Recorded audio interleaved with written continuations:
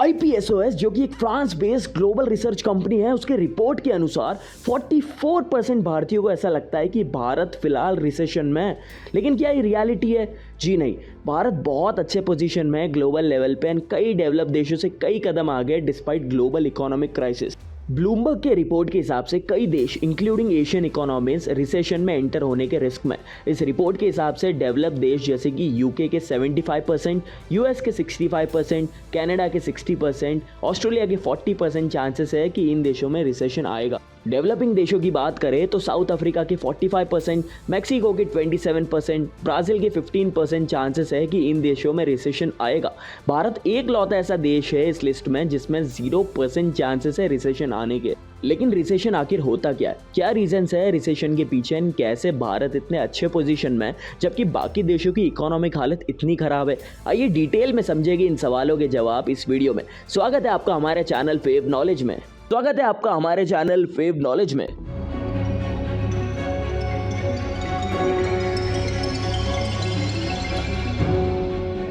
सबसे पहले रिसेशन का मतलब समझते हैं। एक फाइनेंशियल ईयर को 3 मंथ्स ईच के टाइम पीरियड में 4 भागों में डिवाइड किया जाता है। एक भाग जो कि 3 महीने का होता है उसे एक क्वार्टर कहा जाता है। फॉर एग्जांपल हमारे भारत का फाइनेंशियल ईयर अप्रैल मंथ से चालू होता है एंड नेक्स्ट ईयर मार्च में खत्म होता है। अब अप्रैल मई जून हो गया फर्स्ट क्वार्टर, जुलाई अगस्त सितंबर हो गया second quarter and so on. मतलब एक साल में 4 क्वार्टर्स होते हैं। अलग अलग देशों के फाइनेंशियल ईयर अलग अलग टाइम पीरियड में शुरू होते हैं। लाइक फॉर एग्जाम्पल भारत का जैसे अप्रैल में शुरू होता है वैसे जर्मनी का जनवरी से शुरू होता है। जब कोई इकोनॉमी लगातार 2 क्वार्टर्स में गिरती है with unemployment rate being very high, उसे रिसेशन कहा जाता है। लाइक फॉर एग्जांपल 2022 के जर्मनी के लास्ट क्वार्टर यानी अक्टूबर टू दिसंबर 2022 में जर्मनी की इकोनॉमी 0.5% से कम हो गई थी एंड नेक्स्ट क्वार्टर यानी जनवरी टू मार्च 2023 में 0.3% से कम हो गई। मतलब लगातार 2 क्वार्टर्स में जर्मनी की इकोनॉमी गिरी। इसका मतलब है टेक्निकली जर्मनी रिसेशन में आ गया है।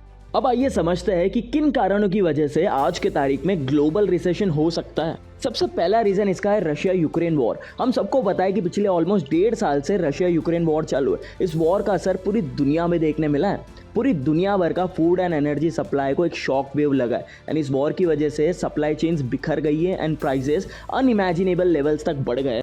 इस वॉर का असर हमें सबसे ज़्यादा यूरोप में देखने मिला है। यूरोप की मेजर कंट्रीज अपने एनर्जी एंड ऑयल के लिए दूसरे कंट्रीज पे ज़्यादा डिपेंडेंट है। Russia one of the major supplier है ऑयल एंड एनर्जी का to European countries and since most of the European countries Ukraine and NATO को सपोर्ट कर रहे हैं तो जियोपॉलिटिक्स के चलते यूरोपियन कंट्रीज ने कोशिश की है कि वो रशिया से कम या फिर ना के बराबर चीज़ें इंपोर्ट करें। अब इसी वजह से यूरोपियन देशों पे इकोनॉमिक प्रेशर बढ़ गया है अचानक रशिया से चीज़ें इंपोर्ट ना करके एंड गुड्स एंड सर्विसेज की प्राइसेस बहुत बढ़ गई है due to lack of supply. दूसरा रीजन है बिहाइंड कमिंग ग्लोबल रिसेशन, वो है कोविड-19 पैंडेमिक। कोविड ये शब्द सुनते ही हमारे मन में बुरी मेमोरी सामने आती है। इस पैंडेमिक का असर आज तक हमें देखने मिल रहा है। कई सारी कंट्रीज अभी तक कोविड एंड लॉकडाउन के कॉन्सिक्वेंसेस से उभर नहीं पाई है। चाइना जैसी कंट्रीज में जीरो कोविड पॉलिसी की वजह से स्ट्रिक्ट लॉकडाउन्स लगे थे एंड साथ ही साथ चाइना के हाउसिंग मार्केट क्राइसिस की वजह से बहुत प्रेशर आ चुका है चाइनीज इकोनॉमी पे। एज अ रिजल्ट आज के तारीख में चाइना में ग्रोथ रेट बहुत कम है एंड अनएम्प्लॉयमेंट रेट बहुत हाई है। तीसरा रीज़न है यूएस इकोनॉमिक क्राइसिस। यूएस एक सुपर पावर है एंड अगर यूएस की इकोनॉमी में कुछ गलत होता है तो पूरी दुनिया में इसका असर दिखता है। यूएस के करंट सिचुएशन की बात करें तो उसका डेट ऑल टाइम हाई है, अनएम्प्लॉयमेंट रेट बहुत हाई है एंड इकोनॉमी फॉल हो रही है एंड इन्फ्लेशन बढ़े जा रहा है। इस इन्फ्लेशन को कंट्रोल करने के लिए यूएस के central bank federal reserve bank ने अपने लोन के रेट्स बढ़ा दिए थे and as a result US economy में कैश फ्लो कम हो गया एंड यूएस का जीडीपी ग्रोथ रेट कम हो गया।